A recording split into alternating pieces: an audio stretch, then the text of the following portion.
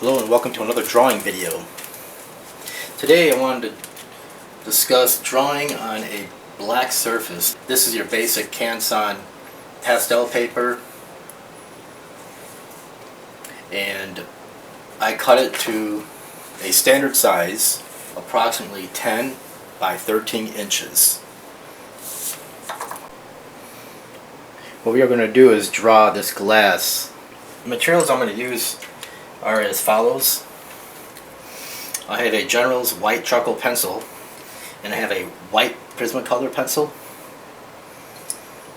and new pastel sharpened, a number 5 round scepter paintbrush, a kneaded eraser, and an eraser shield. First of all, I made a plumb line. You can see it coming right down here, and I did it freehand. Then I measured the height of the glass, and this is what I had. I had something like that, and my making the scale is 1 to 2, so I double it up. Then I measured how wide it is, the widest part of the glass, and I got this like so and like so, and I did what's called enveloping. So now I'm going to measure the different parts of the glass. So here's what I have so far. I made a plumb line, and then I measured how tall the glass is, and I scaled it up 1 to 2, and that's how I got how tall or how high the glass is. Then I measured how wide it is, the widest part of the glass, and I doubled it up, and I got this and this, so now I have it enveloped or boxed in. Then I proceeded to measure this part of the glass, the part that can hold the wine. And then I measured this part of the glass and that part of the glass. And then the opening of the glass, the ellipse. And so that's what we have right now.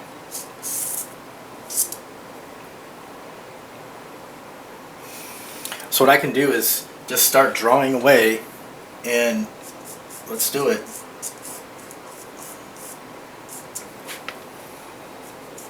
The hope is that I am not in the way. I kind of want you to see this. This is a little bit of a different animal than on regular paper. So you'll be able to see the overlapping bits of information, because this so far is the same as how we would draw a glass on white paper. So far the only difference is I'm starting with a white charcoal pencil on a black surface. So that's the opening. Already there's a mistake.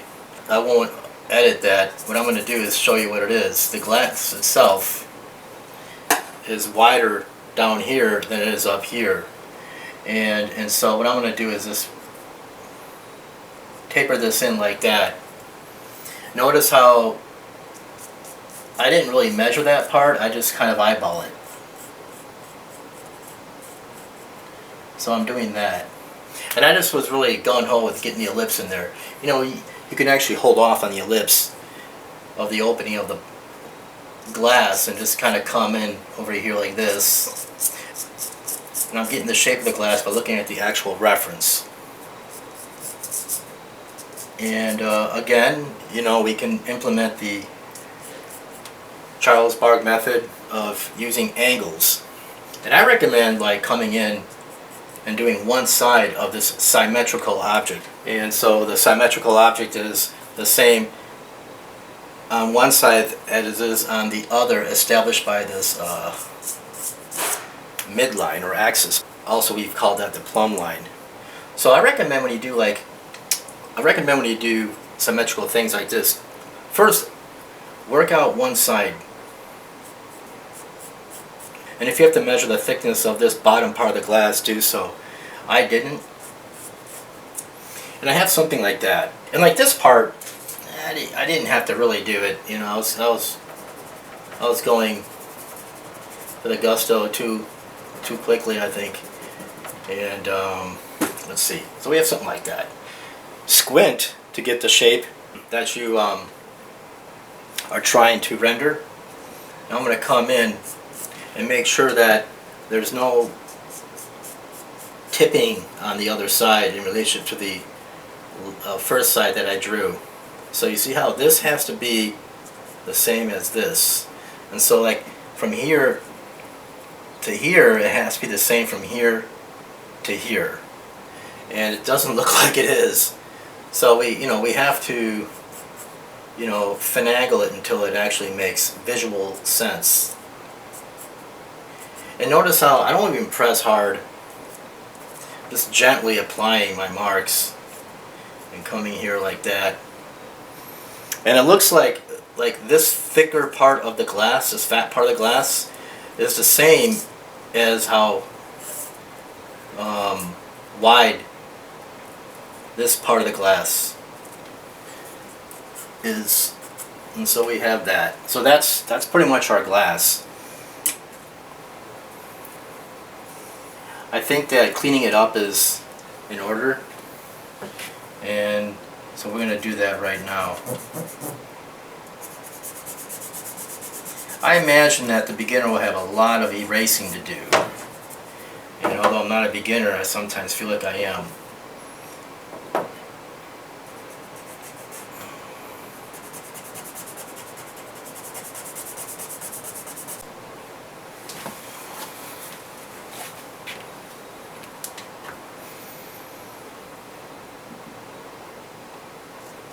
I'm going to start with the ellipse over here, how wide the opening is.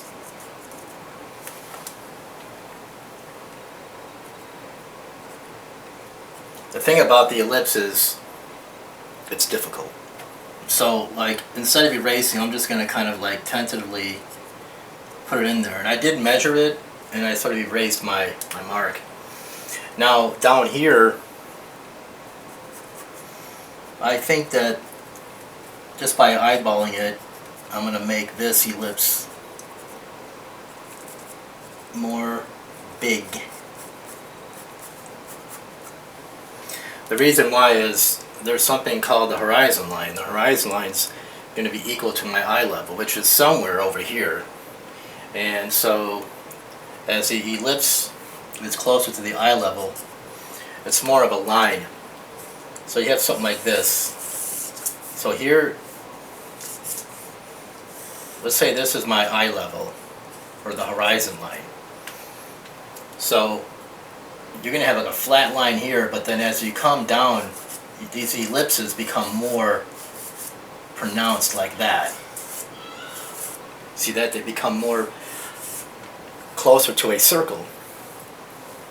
So I'll just leave that there and we'll just continue drawing over here. Ignore all chickens. They were descended from dinosaurs, so they've been here a lot longer than us humans. So ignore the chicken sound that you're hearing. It's a friendly bird. So we're just going to have fun with this. And I say that you're going to do a lot of erasing, and chances are so am I. So without any further ado, you can continue.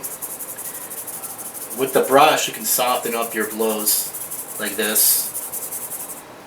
And you might even want to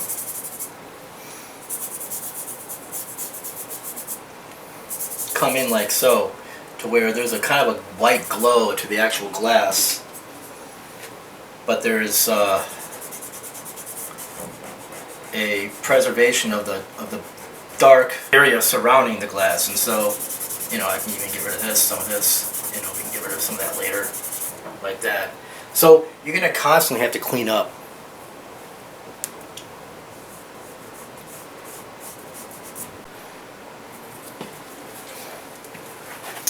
Well, I did forget to mention the blender. You need one of these. So we can even play with it right now just to test it. So I just kind of want to work in here and work in here.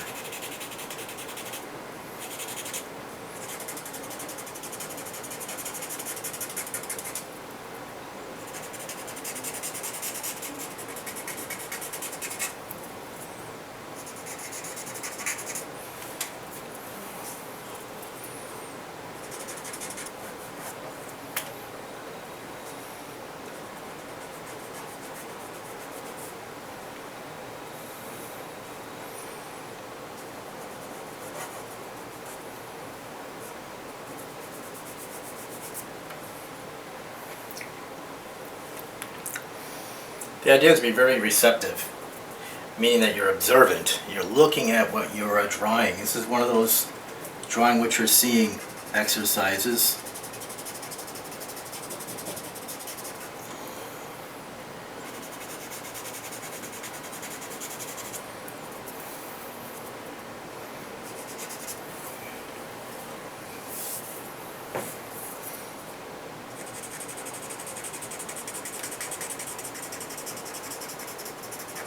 You might find yourself using the blender on this surface more than if you were drawing on a white surface. And so before I go further into the actual rendering, I want to make sure that I'm close to the mark, because this ellipse is looking too much like an eye. Remember how I said avoid, you don't want to have that eye look where the sides of the ellipse is brought to a point. It has to be a type of parabolic curve. See that?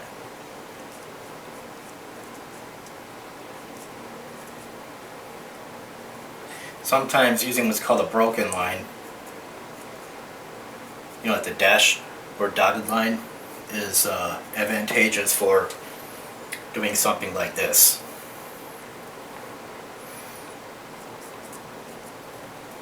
The idea is to avoid heavy outlines. And so I'm just going to come in here and tinker a little bit and get something already underway. It's a highlight there. And I'm just going to do sections of this puppy, you know.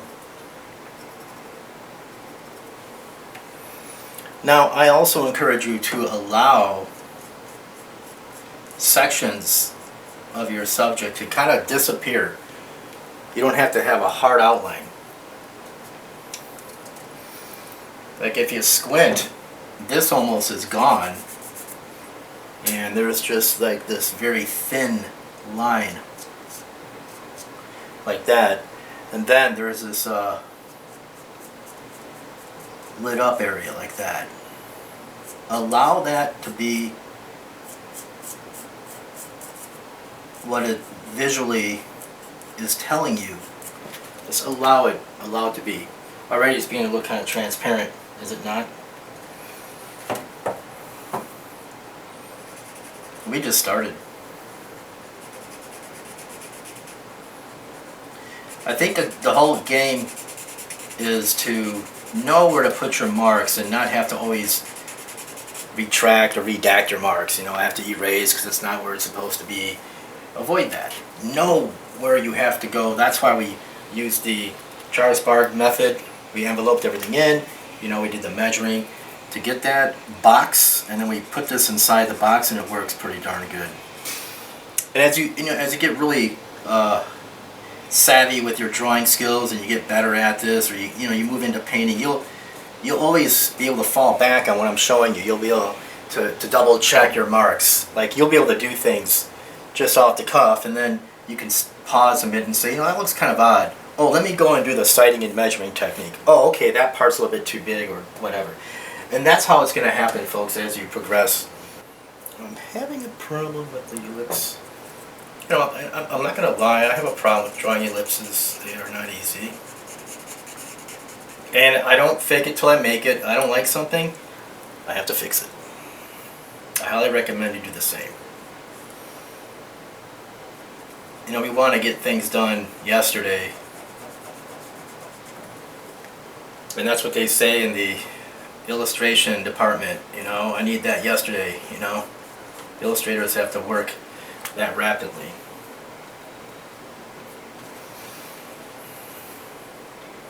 But we're going to, you know, study this and take our time. Really fall in love with the nuances of the materials and your subject. See how the subject kind of goes along with this. I wouldn't want to draw a white Persian cat on this black surface because there's no black areas, you know. Like, think, what am I going to draw on this black surface? This, I think, is perfect.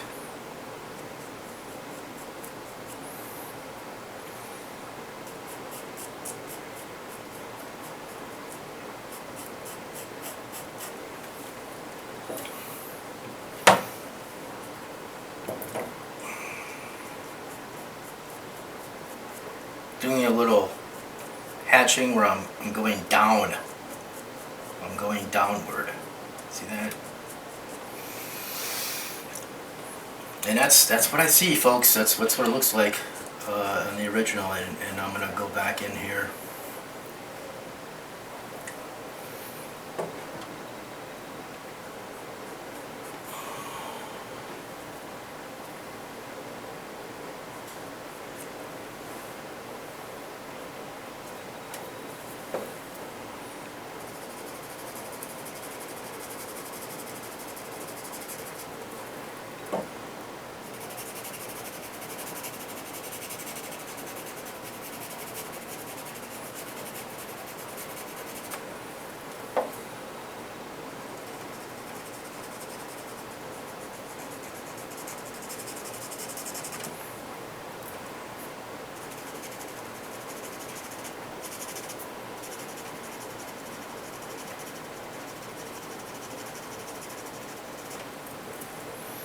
See that? Just focusing on the top part of the glass right now. I don't want to deal with anything else. You know, what about this color pencil? It's a little bit different. And it just is really important to have one of these in conjunction with the white charcoal. And you know why? I'll just show you, like right here, it's so sharp and fine. You can get some really detailed areas with this guy like that. See that? This little area right there. And right here, there's something talking to me right here. See that? And I guarantee you there's going to be somebody who says, hey, you know, let's just do color pencil, Prismacolor Pencil on a white surface. And I'm going to say, yeah. You know, we can do that. I might even do like 50-50, you know.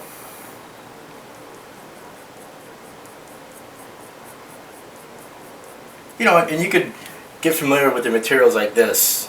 Like, if I go like this, I make an X with that pencil, and then with this pencil, and then start messing with it. See, the brush is trying to push away, erasing. So you can tell that the bottom one was the chalk and the top one's the wax-based Prismacolor pencil. But I can get a lot of it off. So the lesson there to be learned is know where you're going to go with the Prismacolor pencil. I think you should know where to go with any of these materials. Especially if you're doing like this kind of representational type art. That's the secret of those great paintings and drawings you see in the past. Like they you know, these artists are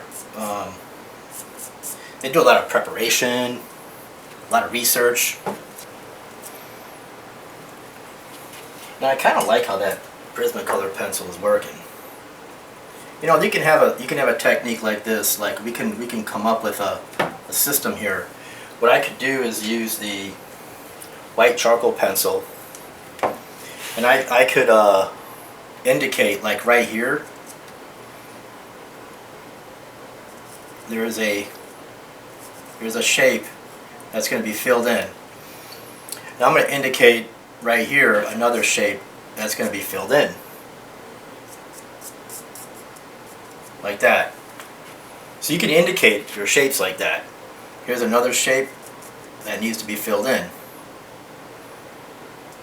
And then there's a lot of activity going on here, gang. There's so much stuff happening right here. Like this whole area is sort of lit up. Kind of has a strange glow. But it's not white, mind you. And then here, there's like a really bright patch. And then here, there's something going on like that. So, this is how we can do this. Now with this particular pencil here, I can hit it really hard and fill that in. That's like one of the brightest parts of the glass. But I'm not going to do that with this particular pencil. I'm going to use this pencil for over here. The reason being, the areas that are not completely white, I think could be drawn with this Prismacolor pencil like that. And it feels good, it looks nice, goes on smooth, and you might have a winner with that.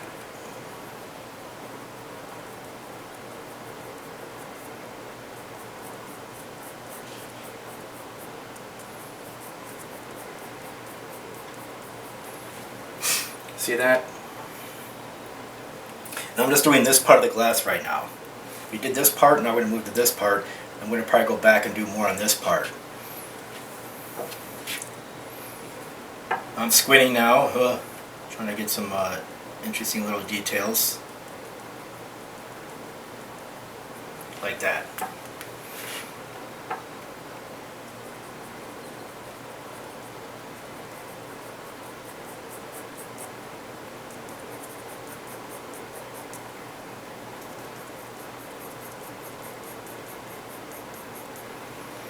I have the texture of the paper.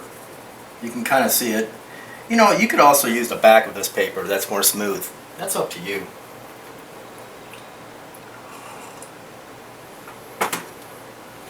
I tend to use the materials as they are made to be used, since I'm an instructor, just to show people this is the proper way of using the materials. And then I go off and say, hey, you can use it this way as well. You can do something else with it. So I give you the option. I give you the information that you could use on your own. Right here I can just tell that I can just bang this out right here and right here. I don't need to even worry about it. And I'm pretty confident with what I'm doing because I'm not pressing hard at all. When you press hard, you're going to be like, oh, I don't know if I can erase it, and then you're going to, you might mess up. So the fact that I'm not pressing hard means I'm not fighting with my materials, means that I have a good relationship with my materials in this case.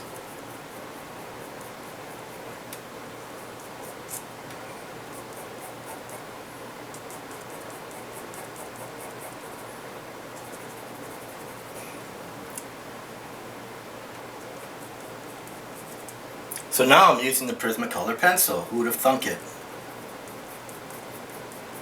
Because it works.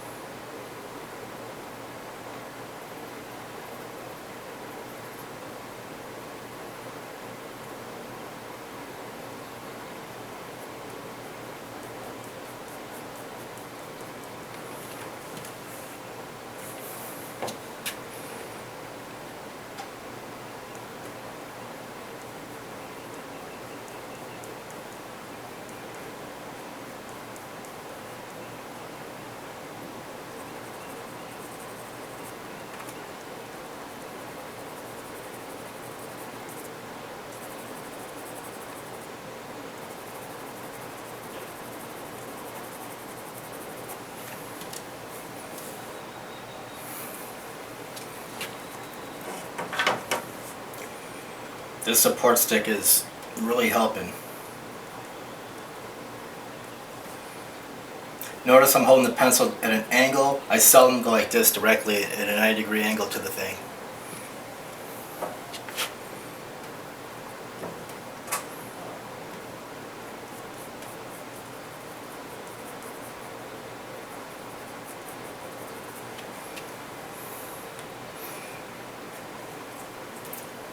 Now when you get a lot of this done, you can come back with your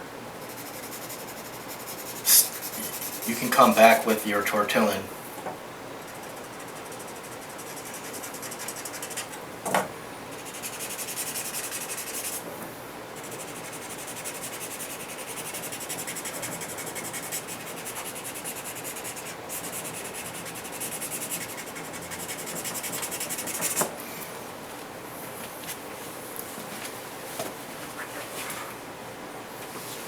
Also, like, you notice I'm always doing 1 to 2 scale. You can do 1 to 3 scale.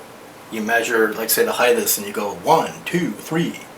You know how wide it is? You go, you know, you cut it in the middle like that, and you go one here and one here, so you have 1, 2, 3. You see that? And you bring it down and you box it in. It doesn't have to be 1 to 2 all the time. It could be 1 to 1, 1 to 2, 1 to 3, 1 to 3.5, 1 to 5. You know, however you do it. Just know what you're doing.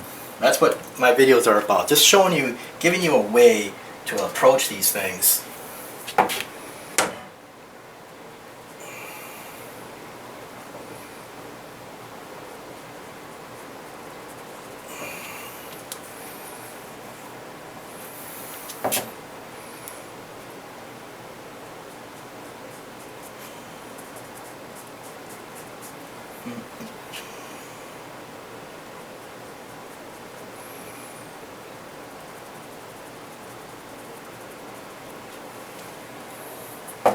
Kind of wanting to go back up here and fix this.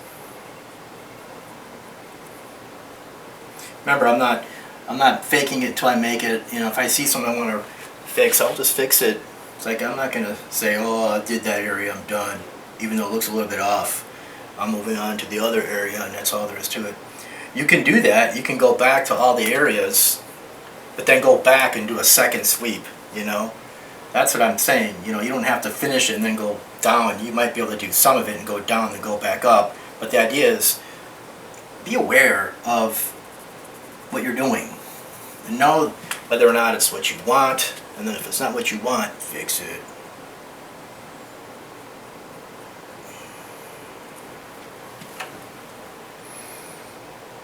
Stand back and squint. Look at your subject.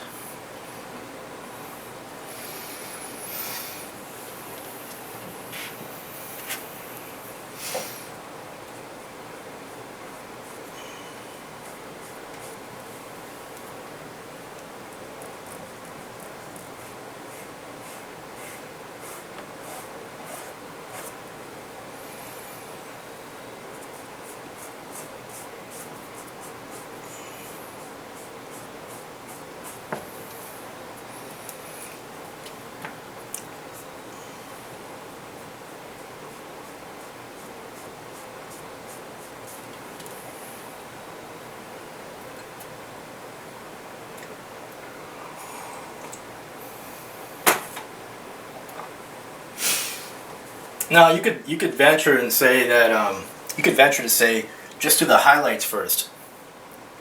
I didn't do that, and so I should start all over. Like so, for instance, maybe I should have done this first. Just do the highlights for the whole glass, because I remember talking about that for my other drawings. You know, do the contrast first, the darkest darks and all that. So we can do that here. You know, we could remedy the situation and say, okay, I'm going to come over here now and try that. And so you might, watch the whole video, then go back and rewatch it when you want to draw it. You know, just kind of get an idea of any kind of a pattern that I'm creating in terms of my techniques, my steps, and what I'm doing in what particular order. Because although I kind of go back and forth and I kind of flip-flop, you know, you're going to see some rhyme and reason to my approach. There we go, so I'm caking on that sucker like that. You see that?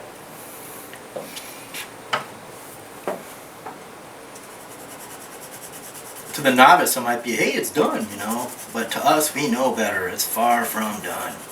I'm using the side of the charcoal, and I'm not going to break the tip because I know better. I'm applying some pressure, but not maximum pressure. And I purposely made this brighter than this. It's a little bit further back into space, so I created that atmospheric perspective, so it's pushed back just a little bit. So now I'm going to come over here and explore this area.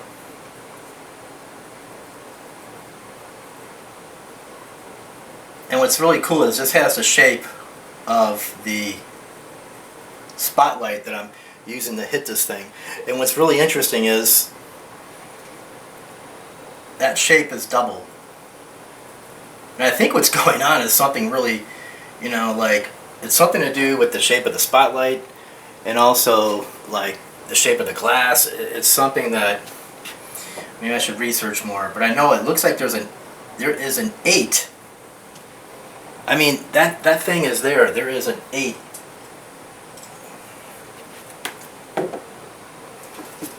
Eraser shield. This can help with really fine-tuning this guy. And so I'm going to go like this and really just fine-tune this. See that right here? It's a little bit messy.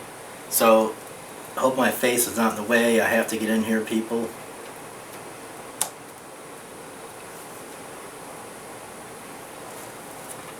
See that?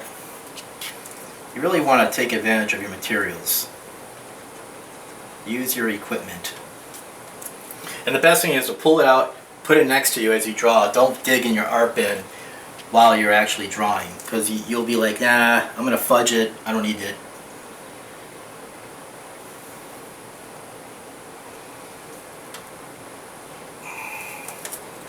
And pretty much everything I say don't do, I did. And so I'm here to tell you, to save you some time. Yeah, that 8 is right there. It's amazing. I'm really in love with that. What am I doing a big, like, 6-foot painting of something like this, you know? I used to paint big. I don't anymore. I miss it. There we go. And I kind of fly around like a butterfly in a field of flowers. Now I'm over here blending this with the blender. But let's go back to the highlights. We're charging up the highlights. Only the super bright areas. Now, this is super bright. The second super bright is this beautiful glow right here.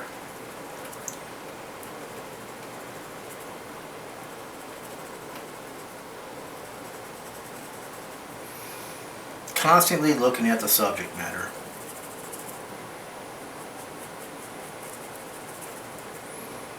Now here's the thing, you know, like you learn how to draw, like, say, a glass, you know, on a black surface like this, and then somebody says, hey, I need you to make me a logo for my rock band, you know, and so okay, and then they're saying like can you do something that has the letters and it's like glass? Well, then you can mimic what you've learned here, but in the shape of letters. You see what I mean? That's why we do this. It's not just about drawing glasses anymore, let alone still lifes. It's to create all sorts of muscle memory in your brain and your body, so that you can use these experiences to create things from the imagination. Very important.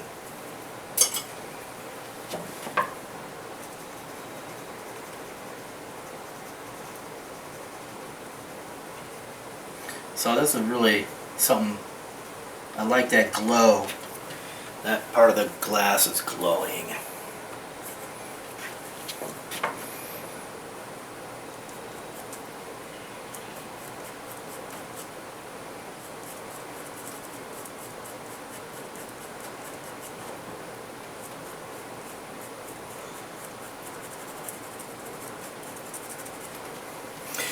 So what's happening is we don't have to draw or fill the entire surface. We only fill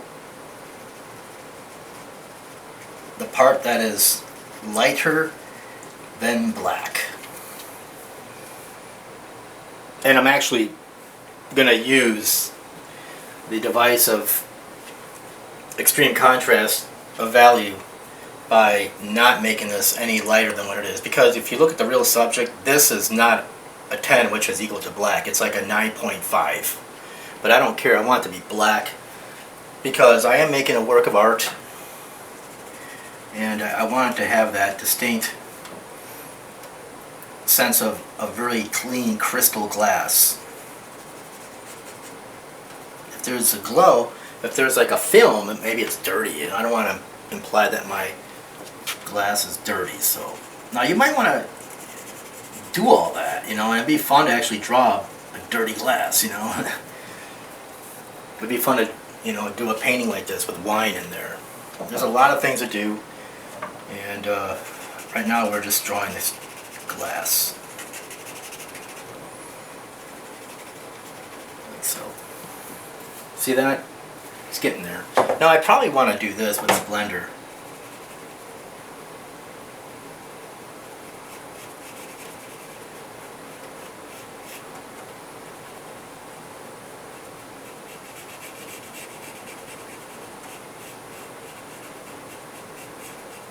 See that?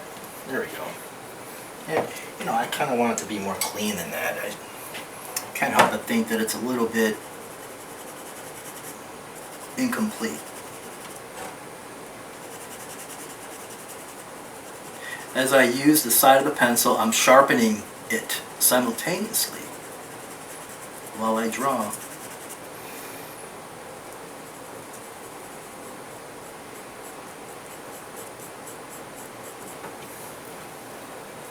This is one of those materials that I never really do. You know, I teach a class and I show people how to do this. And I'm thinking, I always think in my head, why did I do a series of drawings on this kind of black surface? Because I just love to do it. So it's one of those things. Don't do that. If you like something, do it. So let's continue here. I'm going to go over here.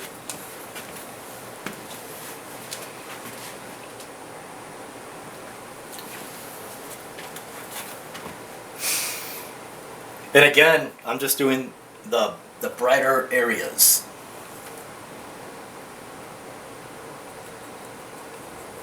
Which is what I probably should have done in the beginning to be consistent with my other videos.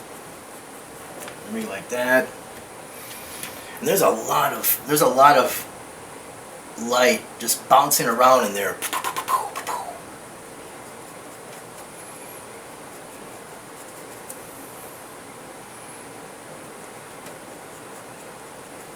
See that? Definitely not done. I gotta take the blender to that. And I'm not making the marks randomly. They kind of congregate. They have a shape like this, and then they come down like that. And it's basically 1, 2, 3 clusters. Actually, 4 clusters. I forgot to mention here, there's another cluster right here. 1, 2, 3, 4. With this being the most bright of that 4. Okay, like that. I'm not trying to rush this, people. I'm trying to be observant in my approach.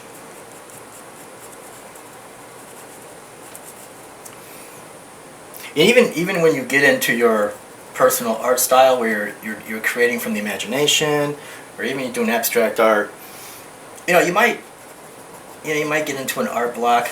Like, oh, I don't know, I don't know anymore. Sometimes you get like that, like, I just don't know anymore. I've been doing art for all these years and now I'm at a blank. Well, sometimes it's good just to sit back, pull out objects and draw from life again. Paint from life again. It relieves you of the stress of having to come up with an original idea. Because it's not really original, because you're copying something. But what the beauty of it is, if you look at great masters, man, this art is chock full of originality. So then it gets to be like this, well, how do you see it and how do you depict it? But basically, you're still just like rendering what you're looking at, especially with realism, so you just set it up and draw, and just, it'll help you get back into the groove.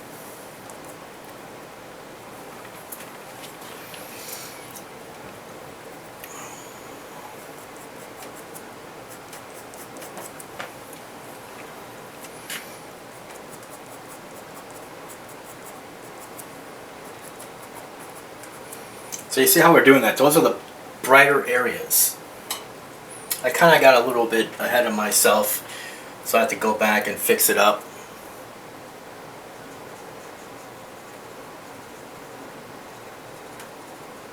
Notice I only blend what needs to be blended. I'm not going over the whole thing.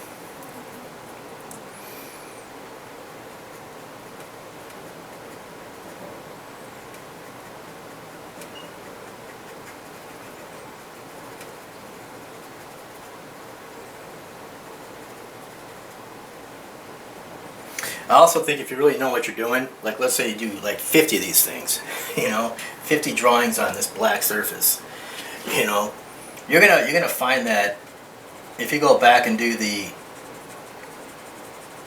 dark on light, this is light on dark, by the way. So if you go back to doing dark on light, you'll realize, wow, it takes me a lot longer to do the dark on light than the light on the dark.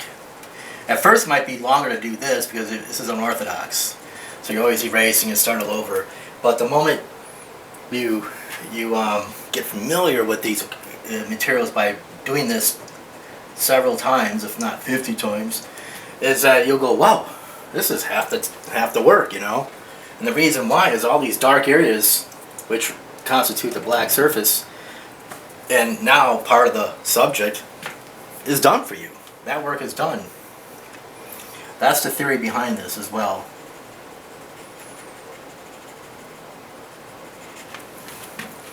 Hope I'm not in your way.